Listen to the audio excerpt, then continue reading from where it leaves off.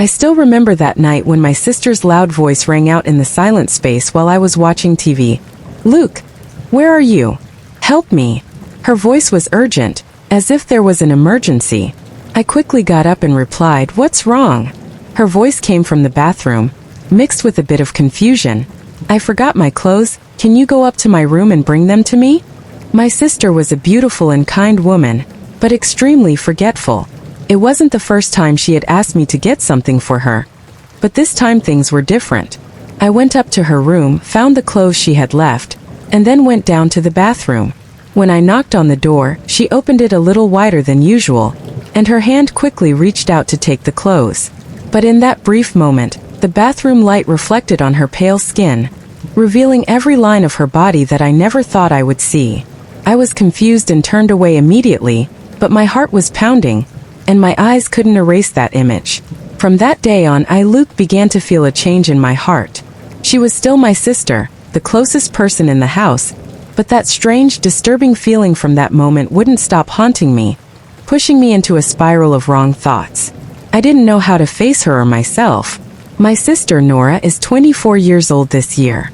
She is an extremely beautiful and confident woman, who always attracts the attention of everyone around her. She has a slim figure, a delicate face, and especially a prominent, attractive waist that makes it hard for anyone not to notice. With a liberal personality, she often chooses tight-fitting clothes, whether at home or outside. Those outfits seem to highlight all her beauty, and whether intentionally or unintentionally, they make my heart beat faster every time I see them. Since that night, the night I saw her in the bathroom through the half-open door, everything in my heart hasn't been the same. The pale yellow light reflecting on her white skin, the sparkling water sliding down the curves of her body, made that moment unforgettable for me.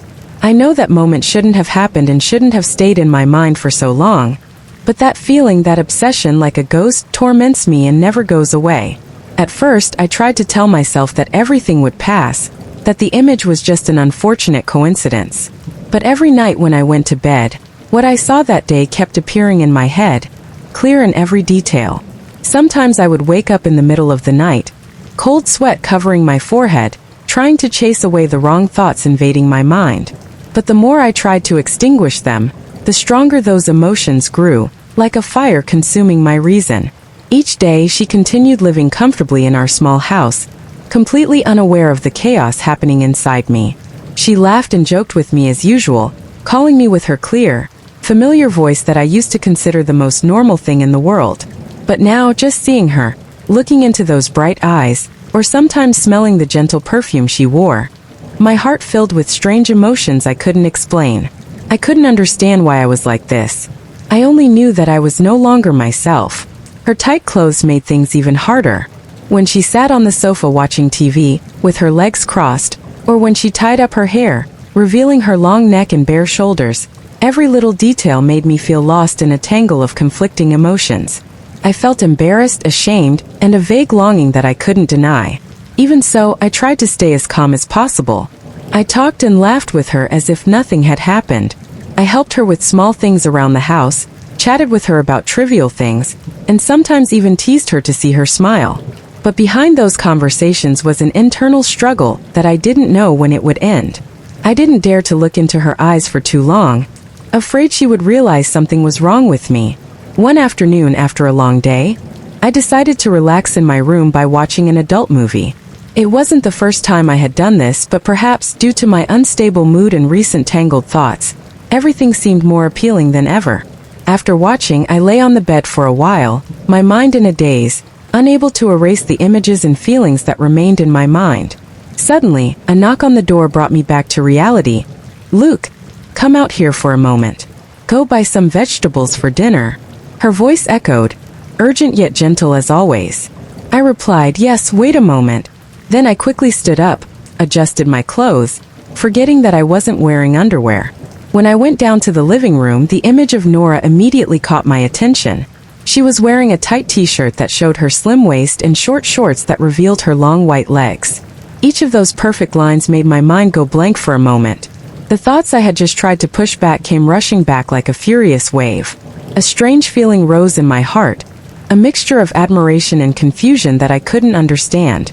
I tried to stay calm, push away the emotions that were surfacing, and approached her. But then, for some reason, my body reacted against my will.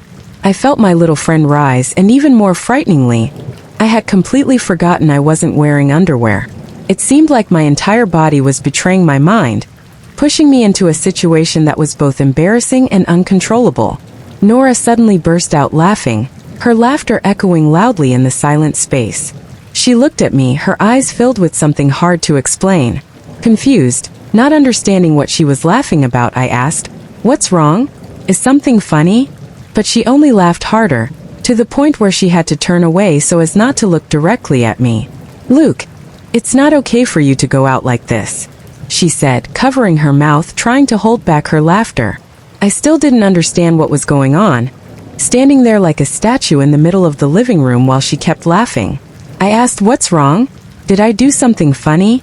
But she shook her head, trying to hide her embarrassment. "No, it's nothing.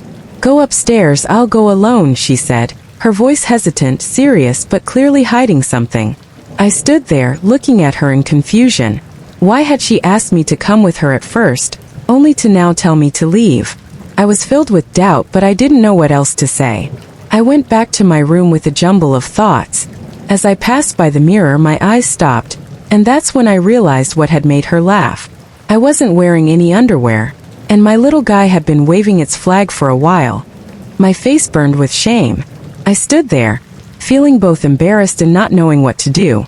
Her laughter kept echoing in my head. Did Nora notice? She definitely did. Otherwise, she wouldn't have laughed so hard. But why didn't she say it directly? Why did she shyly tell me to go back to my room? A series of questions popped into my mind, making my heart beat faster. Was she just laughing at the funny situation? Or did she have something else in mind? I lay down on the bed, covering my face with my hands, trying to push away the awkward feeling, but the image of Nora, her laughter, and that vague confusion kept haunting me. I wondered if she thought of me the same way I thought of her, or if it was all just a coincidence and I was fooling myself. A feeling of guilt filled my heart, but at the same time, a faint glimmer of hope crept in, making it impossible for me to stop thinking about her. When Nora came home, I was still feeling embarrassed about what had just happened. Although I wasn't sure, I almost believed that she had seen something that had made her laugh earlier. The more I thought about it, the more I felt my face burning, as if I had been caught doing something wrong. However, I told myself I needed to stay calm, to act as if nothing had happened. I decided to go down to the kitchen to help prepare dinner with my sister, trying to restore the usual natural atmosphere between us. As soon as I walked in, I spoke up as usual. "You're back? Was the market crowded?" Nora didn't turn around, only replied briefly, "It's fine, but a little crowded. Come in and help me." I nodded and walked toward her, where she was washing vegetables. I sat down and started breaking apart the vegetable branches to prepare them for boiling. The room was silent, with only the sound of water running from the faucet, but inside me, the tension was still boiling. I didn't know if she had really noticed what happened earlier, or if I was just overcomplicating things. I thought that if I didn't bring it up, everything would pass. But at that moment, her voice rang out, making me freeze. "Are you done yet?" I was stunned. Her words were like a blow to my already unstable mind. Even though I understood what she meant, I didn't have the courage to face her. My whole body froze, not knowing how to react. My heart was pounding, but I still tried to pretend I didn't understand what she meant. "Oh, I finished breaking them. They should be okay, right?" She turned to look at me, her eyes mischievous and unpredictable. She smiled and nodded slightly. "Well, if you're done, just leave them there. I can take it from here." Her voice sounded very normal, but I felt something strange in her words, part teasing, part playful, but it made me feel extremely embarrassed. I didn't say anything more, just nodded and stood up. "Then I'll go upstairs. You continue. I'm a little tired." Nora smiled faintly and said nothing more. I quietly left the kitchen, trying to walk naturally, but my heart was in complete chaos. When I got back to my room, I collapsed on the bed, feeling ashamed and humiliated. Her question kept echoing in my head, and I kept wondering if she truly knew what I was thinking. I lay on the bed, covering my face with my hands, feeling both confused and helpless. I needed to control myself. She's my sister. Nora is my sister, I repeated to myself as a reminder, but the image of her in the kitchen, her smile, and her playful voice still clung to me, impossible to escape. That night, after the family had finished dinner, I returned to my room to tidy up some of the clutter in the corner of my desk. It was so quiet that only the sound of insects chirping outside the window could be heard. I was busy putting away my books when I heard a soft knock on the door. "Who is it?" I asked, my voice somewhat curious. "It's me, Nora," her voice echoed, soft and familiar. "Do you mind helping me with something?" I quickly replied, "No problem, what do you need?"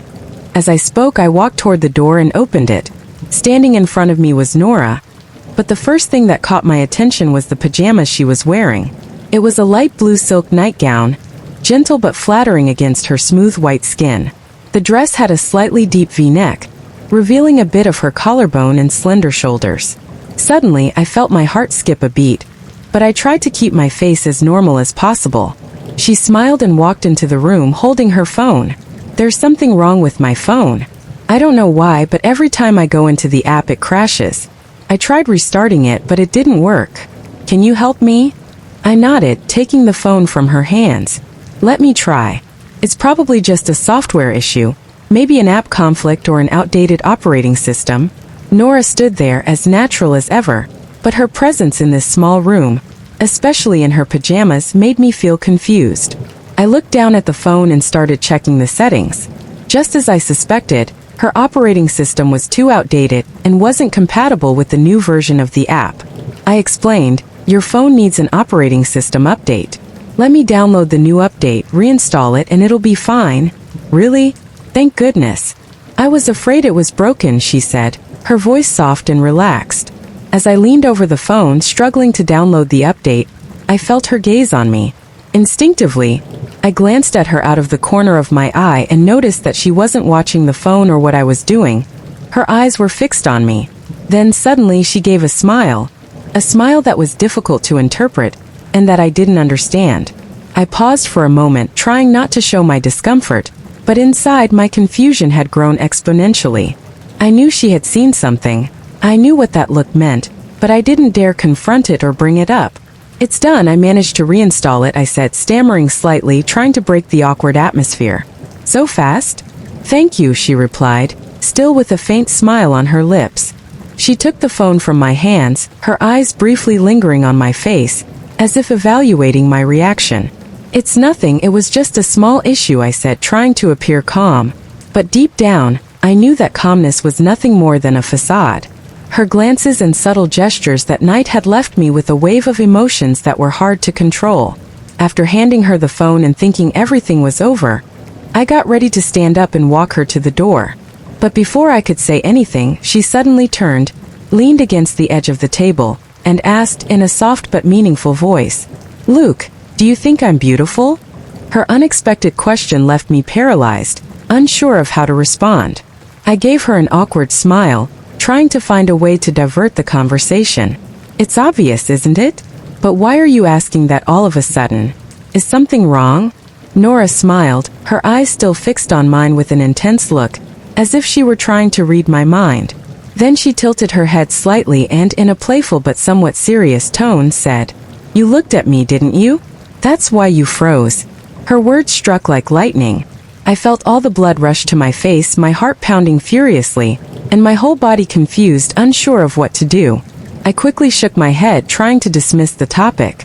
"No, it's not like that. What are you thinking?" But her eyes didn't leave mine. Her faint smile only made me feel more embarrassed. Then she took a step toward me, and another, making me feel as though the small room was shrinking. I stepped back, trying to keep some distance, but then suddenly she lunged forward, placing her hands on my shoulders. Her face was now just a few inches away from mine. "Luke, what are you afraid of? We're both adults. I know what you're thinking. I've seen it all," she said softly, but her words felt like knives piercing my mind. I turned away, unable to look at her. "Nora, what are you talking about? Stop joking, it's not funny." But she didn't stop. She moved even closer. I could feel her warm breath on my neck, which made me more nervous than ever. "Luke, why are you avoiding me?" "I know you want me to," Nora said, her voice soft but laden with meaning. Her words were like a dagger stabbing into my mind. The air seemed to thicken, and my heart was beating so hard it felt like it was going to burst out of my chest. "Don't say that," I replied, my voice trembling but firm enough to stop the growing danger between us. I stepped back, creating distance between us, my eyes fixed on her tensely. "Do you realize what you're saying? This is wrong, Nora." "You're my sister," I said, my voice filled with determination. Her eyes flashed with a hint of pain, but only for a moment. She stepped forward again, her voice lowering, almost pleading. "Luke, don't lie to yourself. I can see it all in your eyes. You don't have to hide your feelings, and you don't have to pretend." I felt my whole body freeze, but my mind was still strong enough to resist. I took a deep breath, trying to stay calm despite my confusion and fear. "No, you're wrong. I don't think like that. I don't want that. We are siblings, we are family." She stopped, her face showing disappointment and shame. Her eyes searched mine, looking for some sign to continue, but I held my gaze firm, determined not to give her a chance to go any further. Finally, she turned away, avoiding my gaze, as if she couldn't bear to face reality. Her voice faded into a whisper, filled with remorse. "I'm sorry. I don't know why I'm like this. Maybe I should go back to my room." She turned and walked out. Each heavy step seemed to drag along the suffocating atmosphere left in the room. When the door closed, I sat down on the bed, feeling as though I had just escaped a great storm. My mind was in complete chaos with no way out. Nora's words kept echoing in my head. Every sentence, every word seemed to touch the darkest corners of me. She said that I wanted her too, that I didn't need to pretend. Those words seemed to expose feelings I had tried to hide, feelings that even I myself didn't want to admit. She was right. I couldn't deny that after those seemingly unintentional moments, I had had wrong thoughts about her. But no matter how strong my emotions were, my reason was still strong enough to remind me that she was my sister, and we could never cross that line. I understood how dangerous this situation was. Every word and action of hers that night had shaken the fragile boundary between us. If I didn't stay rational, if I allowed myself to give in even once, everything would collapse beyond repair. I sat in the empty room, feeling my heart being squeezed by torment. I didn't know whether to blame her or blame myself for letting things get this far. That night I couldn't sleep. I lay in bed, staring at the dark ceiling, thinking about everything that had happened in just one day. The relationship between her and me had changed so much that I didn't dare to imagine what tomorrow would bring. I asked myself if, by continuing to stay here, there would come a day when I could no longer control myself. I understood that human emotions, no matter how strong, cannot overcome temptation if allowed to persist. Nora was too close, too familiar, but also too dangerous. If I didn't create distance, I was afraid that one day, all boundaries would completely break. After a long night of reflection, I decided to do something bold. I knew there was only one way to protect myself and Nora from making an irreversible mistake. I had to leave. I needed to move out, to create enough distance so that these emotions would no longer have the chance to develop. This was not only the way to solve the current problem, but also the only way to protect the beautiful family relationship between us. The next morning, while the family was having breakfast, I decided to share my intention. My voice was serious but also uncertain. "Mom, Dad, I think I'm going to move out." My father set down his teacup and looked at me in surprise. "Why do you suddenly want to leave? You're still young. Wouldn't it be more convenient to stay at home? Is something wrong?" My mother also looked at me, her eyes filled with concern. "Luke, is something wrong? Do you feel uncomfortable at home? Just tell us, don't be afraid." I tried to smile to reassure my parents, even though I was conflicted inside. "No, Mom, Dad. I just feel like I've grown up now and need to be more independent. I think moving out will help me learn to manage myself and prepare better for the future." My father frowned as if deep in thought, but finally nodded. "If you've made that decision, then we respect it. But remember, if you encounter any difficulties, you must tell us immediately. This will always be your home." My mother, on the other hand, seemed more worried but didn't object. "You have to take care of yourself. Do you need help finding a place, moving your things, or anything else? Just let us know." I nodded, relieved that my parents didn't oppose my decision too strongly, even though I knew they were worried. I remained firm in my decision. That day, I started looking for a small apartment to move into. Despite the turmoil of emotions, I knew this was the best decision for both Nora and me. I needed time and space to process these feelings, to become myself again, and to protect the peace in the family. From this experience, I learned an important lesson. Emotions are difficult to control, but not uncontrollable. Moments of weakness can cause us to succumb to confusing feelings and easily cross the boundaries of morality and family relationships. However, being aware of what's right and wrong and staying rational are the key factors in avoiding irreparable mistakes. I understood that accepting your emotions is not wrong, but knowing how to keep them within proper limits is essential. Sometimes creating distance is not running away, but protecting more important values: love, respect, and self-worth. The biggest lesson I learned is that courage does not always mean facing something.